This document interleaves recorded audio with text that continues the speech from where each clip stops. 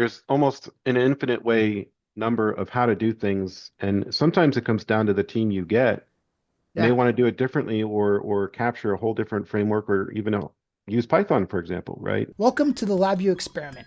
I am your host, Sam Taggart from SAS Workshops. In my 15 years of working with and training developers, I've had the opportunity to conduct a lot of experiments. Over here, we believe in embracing failure as the essential learning experience that it is. And what better way to learn than from other people's mistakes? In this podcast, I talk to industry experts, colleagues, and friends about their failures and how they have turned them into future successes. I am here today with Kevin Shirey. I've known Kevin for many years, right? 6, 7 years. I don't even know anymore. Uh, About that. Probably, how did it start? The mastermind group? Mastermind group, yeah, when I was with Neptune. Yep. It's probably about 2017 or 18. Cool. Yeah, so I met you through our mastermind group. How did you end up finding out about that? I want to say it was a user group or something, or I was trying to find access to a user group that would be more for architects. And I think it was hard at the time to get feedback as a sole architect in a company. I wanted to get more feedback for advancing architectures, right? And if you're leading a lot of teams and everyone's looking to you for answers, I needed a bigger scope of a user group to try to figure out next steps. That was back when you were working at Neptune, right? Yeah, that's right. Yeah, I was leading a team about 5 engineers and a lot of different test engineers. So And they were doing mostly LabVIEW stuff. yes, that's right. Yeah, LabVIEW and test Dan. Cool. Yeah, and Neptune makes water meters, right? Is that Yeah, they do a lot of them. We were manufacturing over 1 million per year, and our group did 4 different test facilities across the globe, mostly in Mexico, and we did about 30 million tests a year with a lot of probably over 100 different test stations. I can't recall how many, but it was quite a lot. Yeah, you were always out of all the people in the group, you I think were working with the largest group of people and like the most moving parts and systems around. We had a handful of people. You were part of the first group, but there were a handful of people who were like working on small one-off projects, and you were trying to design these big, huge systems. So it was Yeah, good insight. that was the challenge, right? Was as an architect and leading a team, you kind of have to come up with some of these answers and bounce ideas off of it. And then Master Grind Group really helped for that to be able to just bounce grand ideas and scope and figure out did anybody do this before? Are there toolkits out for this kind of stuff? What are people's experiences? So it really helps from advancing the next step. Yeah. For those of you who don't know about the SAS Workshops Mastermind, I thought now would be a good time to share. In our mastermind community, you'll collaborate, discuss, and share your knowledge and experiences with like minded developers to help one another conquer challenges and discover new and better methods. The goal of this group is to form a community of developers dedicated to helping one another by sharing knowledge and experience. While this is a support community, we also strive to produce an educational component.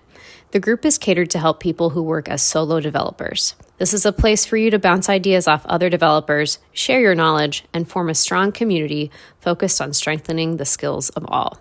Our mastermind is a paid subscription that includes 4 meetings a month, plus access to a private Slack channel where you can ask questions and get answers pretty quickly. Knowing is only half the battle. The other half, the half that matters most, is implementing, executing, and overcoming the challenges that are bound to crop up along the way. Use the link in the show notes to submit an application to join. Yeah, and then after that, you got really involved with the Champions Group and with the CLA Summits and GDevCon and doing all the filming for that. Yeah, it's funny how that started. I had a lot of filming experience from previous, all the way from middle school and high school, and went into acting and went off and sang musicals and all this great stuff, and started going into video editing. I said, look, I want to become more a community leader, but Neptune won't let me share IP, right? So how do I get into solving questions that's not IP related or online? So I started contributing to videos. So I really loved going to CLA Summit and found the content so valuable. And looking at the video, looking at it, and I was like, we really got to improve the quality to enhance this so that folks want to come more often. So I worked with Mark Bala and a few others internal, and we started recording at a better, higher quality and bringing in more cameras, and ended up starting a whole new business, Shirey Studios, and started doing TV film for a show called DoeNation Outdoors. So that was really the income status to help supplement getting new cameras and media and learning. So I did that for about 5 years. I'm still doing it right now. Um, so the video is kind of just taken its natural progression from helping out with the GDevCon last year and filming it and then editing and producing. And then also for the NI Connect the past few years, able to get a couple operators for that and run that. I'm still got some videos to finish, but the TV show has been taking a little bit priority until I get that done in the next couple weeks and dive back into NI Connect content.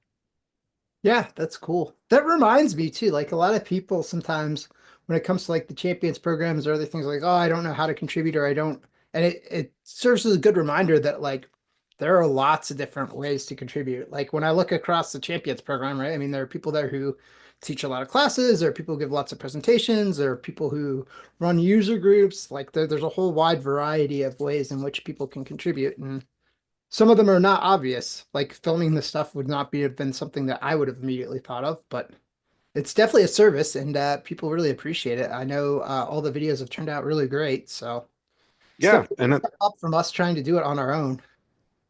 that's the idea, right? Is trying to enhance the quality through what we're trying to do with specifics to LabVIEW and test and just the NI ecosystem, right? If we can elevate the quality from showing it to the world, it's going to get natural adoption, enhancement of quality. Everyone's going to be able to consume it in a much more professional way, as well as not walk away saying this is just amateur, right?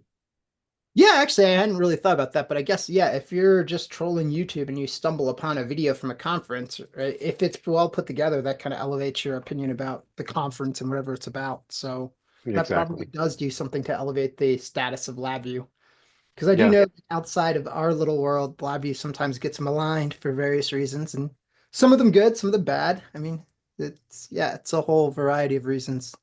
Yeah, it's a challenge and working now with a larger company here at DMC, you see a lot of different team members with a lot of different experience in a lot of different areas. And with the growth of Python and the challenge of how Python becomes integrated, there's a lot of challenge between newer developers not wanting to use LabVIEW and just stay in Python, right? It's a natural thing. They're very comfortable with it, but there's different architecture reasons you need LabVIEW, right? So it's been a challenge to figure out the right placement of where Python can belong in a system. Yeah, that's interesting. Yeah, I mean, from my point of view, I see lots of systems, and you guys might see this or not, but lots of systems where they just gather a bunch of data, and the LabVIEW side is just gathering data and then dump it in a CSV, and they hand it off to the Python guys. And I always thought, like, maybe that makes sense. I mean, there's more machine learning and like data processing stuff in Python, but I always thought we were leaving a bunch of money on the table because, we're doing this part, but like this other adjacent part we could be doing. We could even just be like pulling in all their existing Python scripts and running them through a Python node in LabVIEW. And now you've got the advantages of Python, but you've also got the GUI and everything that you get in LabVIEW. And So that's part of the advantage, right? Is that we want to focus on the Python drivers, whether they're hardware, collecting information, whether we're integrating in a test image, a much more feature-rich environment. There's a lot more adaptability. It's much more like a Visual Studio feel where it finds the classes, containers, and everything adapts really well. If you start pushing it into LabVIEW, you're going to start fighting scripts and have to write wrappers on some of your class functionalities, depending on the dictionaries and lists. And we didn't want to develop that code in a lot of situations because the customer wanted the Python code for reuse. And if you're adding all these extra wrapper layers, it complicates what you're trying to deliver. So we did most of our integration of Python on the test stand side because it didn't really matter. But a lot of our Python developers use LabVIEW for the front end. Building a UI in Python is somewhat expensive in terms of efficiency, as well as flexibility in terms of the application and the framework and where people want to push it out. So LabVIEW has been great just from the opposite side of what you said is if we're acquiring everything in Python, we will quickly write a UI in LabVIEW to just graph it and interact with it. Because we're doing a lot of quick R&D work or quick effort or just LabVIEW is the actual application kind of framework. When folks are trying to package into Python, they find more complications of packaging things well, or what's the front end going to be? Is it an app? Is it a web UI? How much integration do I really need to deal with? And most of the environment from LabVIEW, whether you're doing VIPM, NIPM, it's a little bit quicker, it's more efficient. from a package management standpoint um, when it goes to delivery for the customer.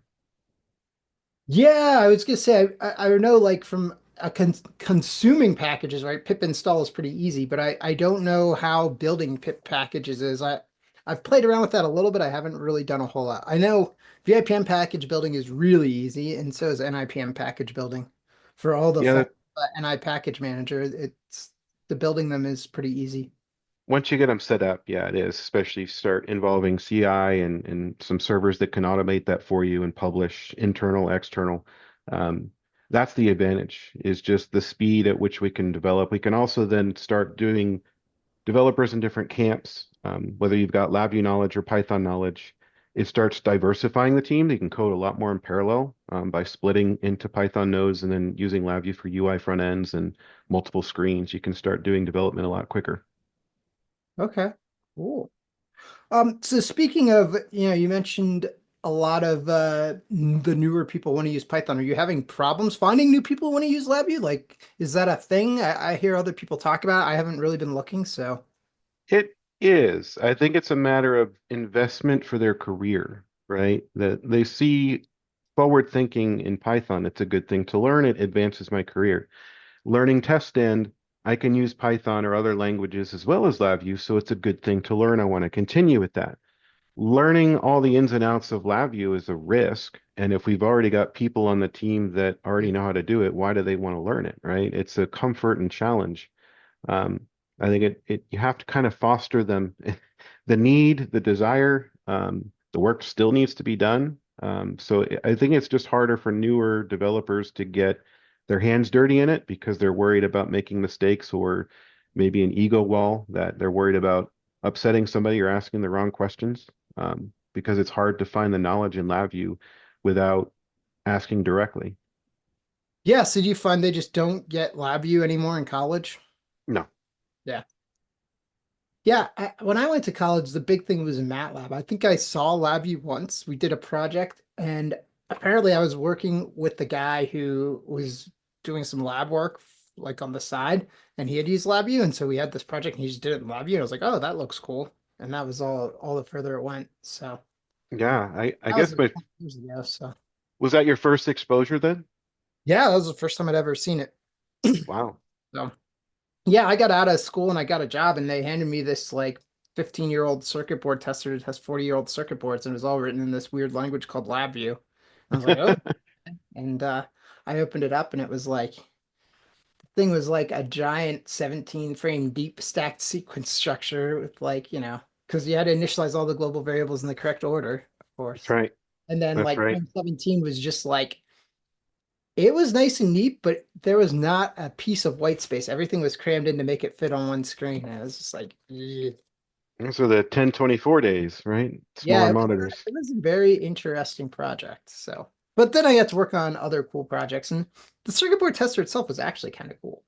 And even though were a bunch of design decisions I would have done differently, it was actually in some ways kind of slick. Like, yeah, we were able to add a new fixture and start testing a new type of board without like a ton of modifications. So that was pretty good. So, Mm, some things right. And I a little mean, bit it, abstraction was it built worked in. for 15 years. So like, it wasn't complete junk, but definitely it broke all the rules that I learned in LabVIEW Core 1. I went and took the course. I came back. I was like, oh my God. I was like, it says not to do all these things, and we're doing all of them.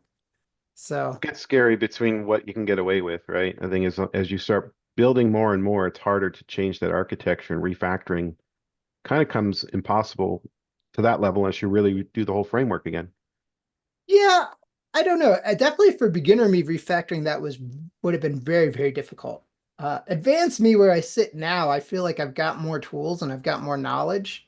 So I feel like that's one of the things that has really impacted me over the past like decade is just getting better and better at refactoring. I feel like it makes a lot of things easier. I feel I like find it, do you find it refreshing? Is it an enjoyable experience? yeah, I don't mind it. Like I look at it and I think, well, we're doing this in software instead of hardware because it's malleable, so let's change it. And it takes a lot of pressure off of like I got to get the design right up front, and it's like, yeah, it's like let's throw something out there, see if it works. If it works, great, then we can go back and refine it. And if it doesn't work, we haven't invested a bunch of time and energy, coming up with the perfect design for something that we're going to throw away. So Yeah. kind of been Yeah. my opinion lately. I mean, I don't know. I literally used to be the guy who was like, well, you take the requirements and you sit down and in your head you work out all the architecture, you draw it out on a whiteboard and create all these documents, and then you just follow the documents and you build the code and it all works. And I got away with that because it was in the nuclear industry and they move really slow and they're very resistant to change. So like the requirements were pretty static, but I don't know that I could design a system that way now. It would just like, yeah, I know too much. Yeah. That's the trouble.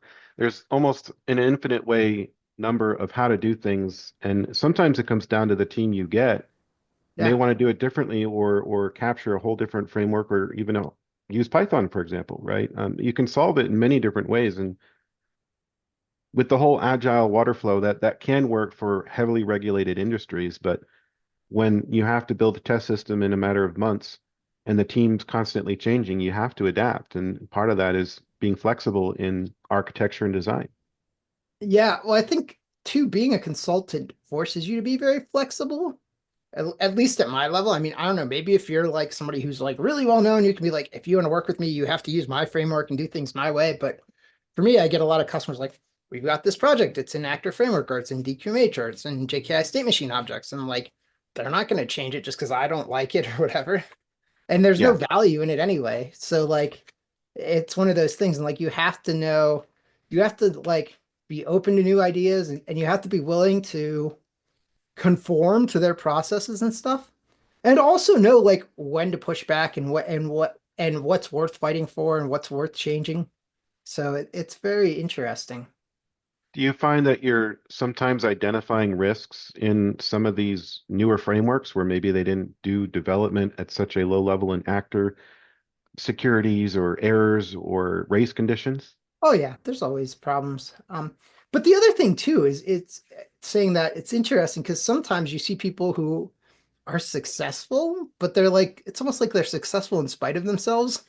Like they're doing something and it's working, so it's kind of hard to argue with them. But like you, as the experienced person, you look at it and you're like, okay, this works now, but tweak one or two things and it all falls apart. It's like this house of cards that you've built. And as long as the window doesn't blow, hey, who cares? Right. But Yeah. a windstorm comes through and the whole thing's falling apart. And so you're like, to your point on risk, right? Like I'm looking at it and I'm like, there's a very big risk here that this could all go wrong. Maybe we should fix that. I think just notifying the risk, documenting it, and letting them decide to move on. I think that's a very key part of just being an architect or an integrator and a consultant is just being mentioning this risk as you find it. Don't just let it sit in your head and document it later. It's important to bring it up and let them know about it. Maybe they'll fix it a year later. Maybe they'll fix it now. It's a matter of their investment. Yeah, I think the thing is that it's informed decision making, whatever that, because part of it is like there are trade-offs, right? Like, if you're working for a startup, Fabiola mentions this a lot, but like if you're working for a startup and they have a meeting next week where they have to show something in order to get funding, you're not going to immediately say, well, we got to stop for 3 weeks and go refactor everything because no, you're like, we got to have something to show in a week, and Exactly. drives a lot of decision making. That's right. I mean, I think the issue people run into is when they're not intentional about that and they don't realize that by cutting these corners to get this thing out in a week, we're racking up all this technical debt that we have to pay down later. And if you don't have a plan for that, that's what really causes problems. It's not so much the racking up the debt. It's not so much the rushing to get things out. It's the not realizing the trade-offs that you're making. Yeah, we fought that a lot when we're trying to transition from V and then into production, right? When we're trying to hit pilot to production phase, and you're culminating so many issues at one time, right? First time trying your fixtures and the test system and the hardware and new product, and the product isn't working correctly, and you're fighting so many things that pilot phase is just very difficult to kind of get through. But once you can get past that, now you're debugging production issues. How good is the test system? Where are the bugs really coming from? Are there race conditions? Now they want to make it faster. I made it faster, and now I'm getting false failures, right? There's just a lot of different levers to check and pull when you get into those kind of scenarios. Yeah, so I had a conversation today with someone, I think it was Aaron Gelfand, and we were talking about how like projects as they evolve, like your style kind of changes. So like you got a new project in the beginning, right, you're writing lots of code, you're adding giant features, and I tend to take much larger steps. And I tend to be much less strict about like documentation. Everything's got to be tied to an issue and all that, right? Because I'm just trying to get to the point where I get something out the door. But once it's out the door and established, particularly like once they're like, okay, this is version one, and now we're working on version 1.1 or whatever, it's almost like I change modes. I become very focused, and it's very like every change is like laser focused. Like we're going to change this one thing, and that's all we're going to change, and it's going to be linked to an issue. It's going to be documented, and then I don't know. Do you notice that or? It depends on, I think, the portfolio that you're working in. Right? If it's a fast market or if it's for manufacturing, I certainly follow that flow because functionality wins first, get it out the door second, and produce parts third, right? But if you're in more of a regulated environment for ADG or very tight delivery, but the quality matters more, it's less about functionality and more about following process and control and quality systems. So I see it in both ways. Yeah, I don't deal with a lot of that like very heavily quality controlled industry type stuff. So That gets difficult, especially as an integrator, because you have to maybe conform to, the vendor that you're working with. So if they've got their own architecture and they want their own coding style, then you have to, like you said, adapt and conform to it. And it's part of their quality review system. But you also may have your own internal system to also align with, right? So there's just a lot of merging and diffing and reporting and trying to get there can prove difficult. do you ever run into those two things clashing? Or what's your solution to that? Yeah, I'm up against that right now on a current project. And I think it's a matter of talking it through with the whys. Why is it important for me? Why is it important for you? And arrive at least at some agreement and put it somewhere that everyone can look at. And VI Analyzer does help you conform to those standards without checking, but there's a lot of cost to that. Setting it up, running it, having faith in it that it's going to be 100%, right? So most people don't spend the time to do that. Well, I also had this conversation, and I think it was with Emery. He was talking about how, like, when he goes into companies, he likes to present them with his own style guide and stuff, and VI analyzer tests. And I do think that adds some value. So, like, and I don't even necessarily like I'm not a huge style guide person, but coming in and saying like, here's our plan, here's how we're gonna work, right? And having that documented and stuff is good. But as somebody who comes into new projects, right? Every project I work on is for a different customer. They have different style requirements. What I like to see even more than like a style guide is a set of VI analyzer tests because like the style guide, like I can read somebody's style guide. Like I'm doing some work for Casey and the Zaya guys, and I read their style guide, and I agree. Like it's fine, it makes sense what they're doing. But there's so many things in there that they do slightly differently, and I have all this years of muscle memory of doing it differently. I'm gonna forget. With my best intentions, I'm still not gonna meet their style guide. But if they had a set of VI analyzer tests and they said like just run the VI analyzer tests then that's easy. And then I can just like fix whatever, whenever my old habits start coming back, it'll catch them. And I was just like, okay, yeah, they like to name things this way. Let me change that real quick. Yep. No, I agree. But there is an amount of effort that goes into that. And I think what happens over time is as you start reviewing more code, whether it's internal or external, you're going to start writing more of these analyzer tests for self-assessment reviews, peer reviews to help Yep. lower that bar so that you don't have to do as much work. You can conform.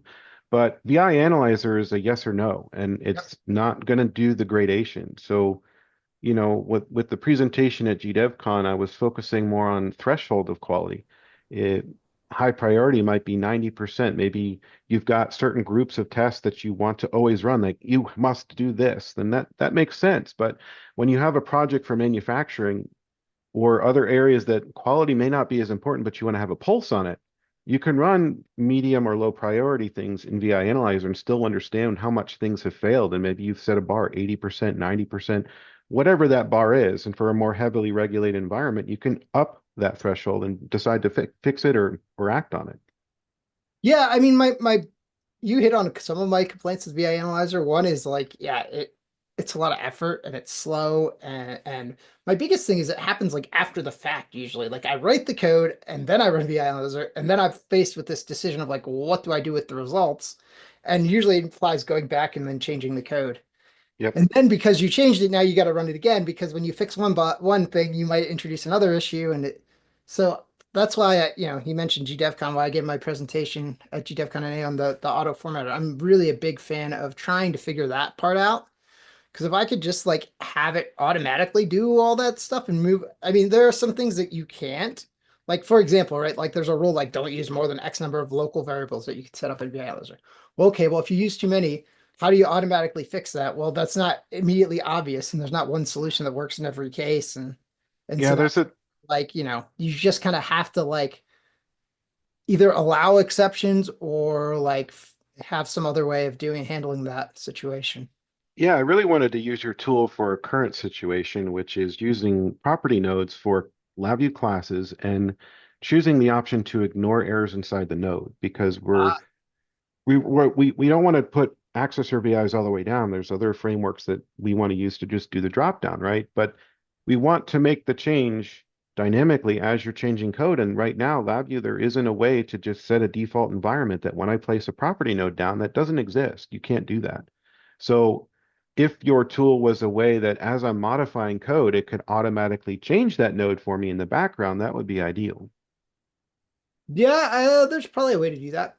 I mean, with what Yeah, I have, it's like a plugin based thing. So that's what I'm saying. Yeah, you yeah, just I mean, change the Natify to something else, right? But yeah, the yeah, idea yeah, is there. yep, yeah. No, and actually, I've been working on that recently. I just finally got it to the point where it will now like do it automatically. Like whenever you hit save, it just flip rearranges everything, which is pretty cool. Yeah, that would be ideal. It's the opposite of CI. It's CI before you commit, right? So, Yeah. Well, actually, so that's interesting. That depends. So, like the way I do it, like I have it running on my GitLab server, and it actually doesn't run until you make the commit. So you make the commit first, and then you mm, run the CI, and then it fails. And it would be nice if there was a way to, I don't know how you would do that, but like don't accept the commit unless the CI. But for merging in branches, if you hmm create a merge request in GitLab, what I like, I'm not even that into GitFlow or anything, but sometimes I will make branches and I will just say if CI passes on this branch, then just auto merge it. So I create the merge request. Yep, I say, this is ready. I push it and I click that. And then when the CI is done on the feature branch, then it merges it in and then hopefully it passes at that point on the main branch. yep. We do Mhm. something very similar on most of our toolkit stuff internally. So it has to run VI analyzer, has a build stage to make sure if there's a build that the build is successful, then it'll upload to our individual package repos and publish it. That's all built into the CI pipeline. So Yeah, it's really nice. I think that people who don't have that set up don't know what they're missing. I mean, I feel like there's a couple of good practices. Like, for example, I think unit testing and CI/CD are two things that like until you have them set up to the level where you like on a small scale, you don't necessarily see the benefits, right? So like, unit testing, right? You make a change in a big giant project and you miss one edge case and it breaks something way over there and the tests alert you. It's like that feeling of like, oh, I would have totally introduced this bug, but it caught it and that's great. But if you have one or two unit tests scattered throughout your code, you don't get that feeling very often. yeah, we tend to run most of the unit tests for the main branch. So we do a lot of different branch development and self-assessment, and we still run high priority VI analyzer on the branch itself. But we before it gets merged in, there's a lot of work that we do to run CI specifically for unit tests. A lot of that's Karaya. Sometimes we have to exercise fat sat type of things in manual testers, but Yep. the results need to be updated if you are going to merge to main, right? So it may not be that you're exercising, you can't, in CI, but it wants to validate that you did rerun some manual tests and that the dates are of a certain range. Yeah, yeah. No, yeah, so you have like some kind of manual step in your CI/CD pipeline that like halts and it waits for you to like check a box or say yes I did or upload some files or something. It's really the upload files. It just needs to be part of the data set. Okay. Yeah, Because because I not could a like, you run can't it. do everything, with that, right? So you need some form of manual test where it's just too expensive, whether it's hardware based or I need to go acquire the data on another system, whatever that might be. But we just want to make sure that it was exercised, that you do have new manual test results. Yeah, yeah, and that's more for like audit purposes more than Yeah, anything. Yeah. yeah. ISO or ITAR or other regulations. Yeah, I try to avoid regulated industries if I can, but I don't There's a know. lot of front end work to that, and unless you're set up or very experienced to know that amount of overhead, it's a lot. It's a lot to take on. Yeah, I think that's actually part of the reason because I don't know how to bid those projects. 'Cause I'm always afraid that I'll miss something and it'll come back to bite me. And that's just it. Your name starts to become known whether you're good at that style of work or not, right? And it's hard to just jump in unless you're maybe a contributor to a small part of a largely regulated environment, right? Yeah, I used to work at Westinghouse, so I kind of have an idea, but Westinghouse was really interesting, and maybe some of the stuff you work on is like this, but they had safety critical. So if something was designated safety critical, it was like, Yep. it was like it was almost draconian, like the level of control and like and probably rightfully so. But because it was so draconian, as soon as you stepped outside that and you said, "Oh, this system's not safety critical," it's like all they threw all the rules away. They said, "Do whatever the heck you want," and it's like, like there's probably like some step in between where there's like a little bit of process. So Yeah. Yeah. Some of the bigger projects, we certainly have the safety critical marking things and banners and bold and more strict code reviews and treating that very carefully. yeah, I think that's, I mean, a large part of that's risk analysis, and maybe not necessarily our risk analysis, but like, whatever the regulating agency is does some risk analysis and says, hey, if you're going to change things that affect this subsystem, you need to be careful. Like in the reactor, a lot of it was the controls that dropped the rods. It's like if it interfered at all with dropping the control rods, that was like big deal. Yeah, it's that scrutiny, right? A lot more people have eyes on it from different perspectives, so it makes sense. Yeah, definitely having lots of eyes look at it and lots of well, yeah, people who are not necessarily involved in creating it is also a good one because sometimes you get these biases. So having outside eyes, I think, is useful. Certainly. Going back to the whole thing about the mastermind group and stuff, right? Just having somebody look at it from a different perspective and be like, well, why are you doing it this way? Or what? Why? Okay, yeah, you thought that was the best way, but maybe you're missing this other thing here. That was the beauty of it. Yeah. I mean, I don't attend as often just from a time perspective, but that was the biggest benefit I saw was not necessarily code reviews, just grandiose ideas. Is there a better way? What am I missing here? Because I tend to be very myopic and think I solved it, and then my head pops up and like, what do you think? Let me explain it.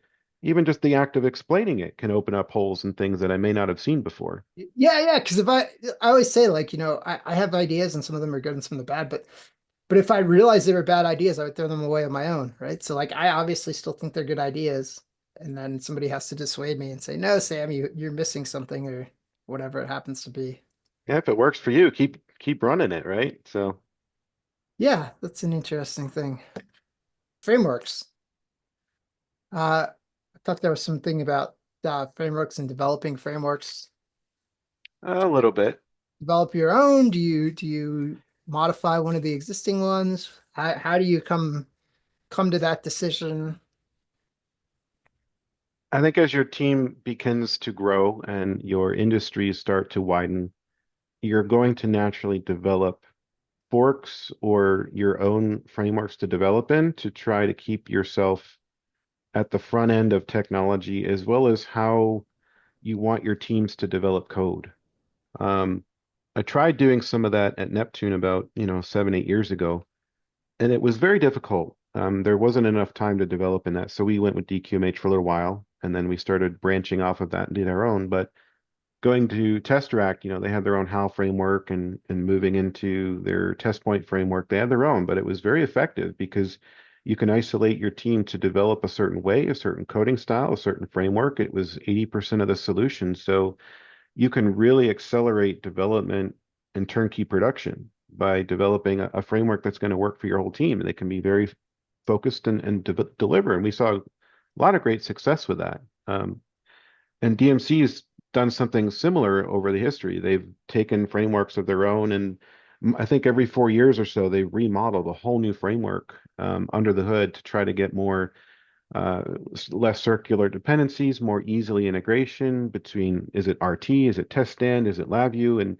you start morphing the framework based on what you've learned. It's not just something that's static. You tend to keep growing it and get more classes, get more reuse, get single source on certain areas so that it can become just as well flexible, but also difficult to maintain and keep working in a direction that's not going to get stagnant or cause more issues with breaking changes.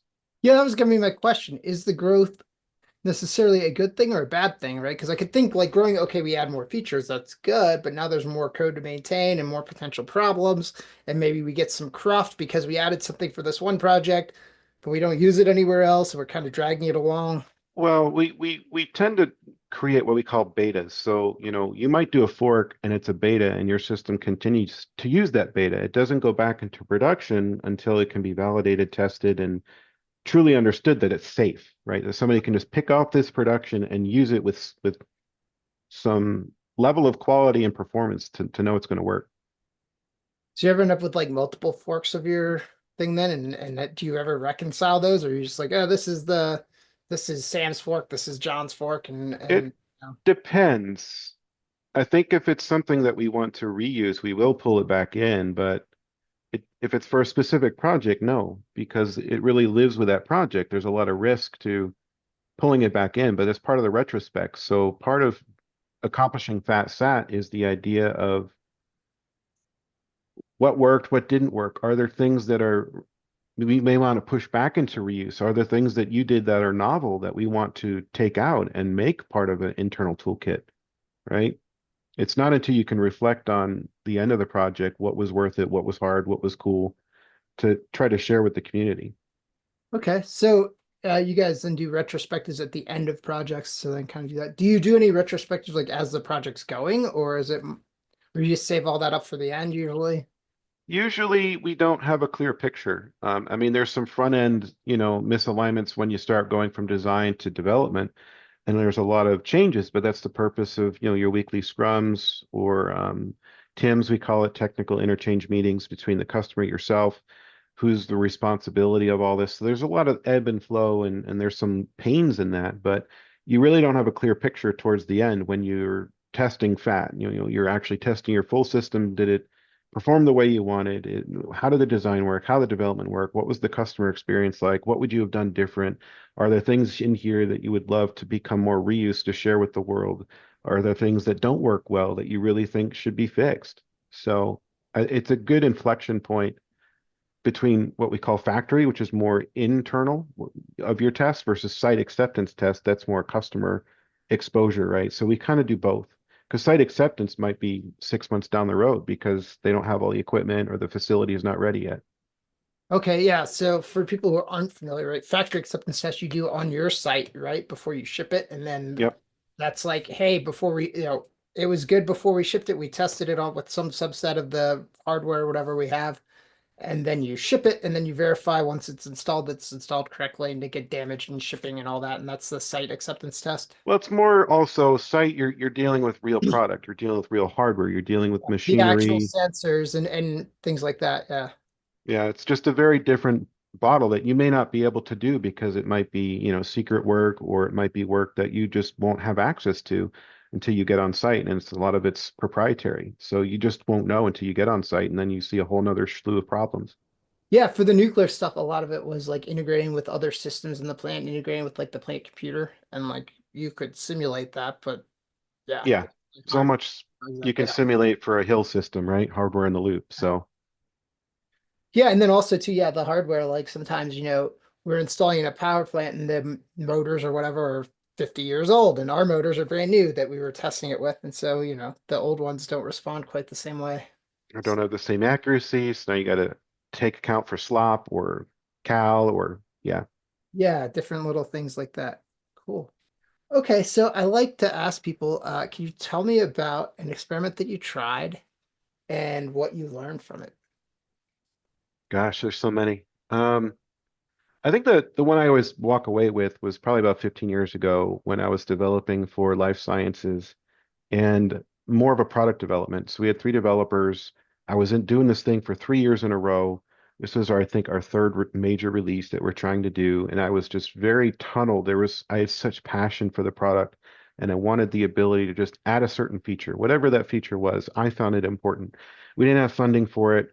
It was only going to take me a week to do it. So let me just, squeak it in at the last 2 weeks of our development work cycle, build some unit tests, and just let it go, right? But the person in management, even on our own team said, you can't be doing that. Like I almost got fired from it because it wasn't part of the agreement of what our distributor wanted. And adding all these tests, we wanted to maybe add that to the next release. Maybe that's funding for later. Maybe that's something that's now adding scope. It wasn't part of the agreements. Now we're legally obligated to do things. I just found it a very interesting experiment that you don't always want to add in a feature when you're developing a product when you've got multiple customers in mind.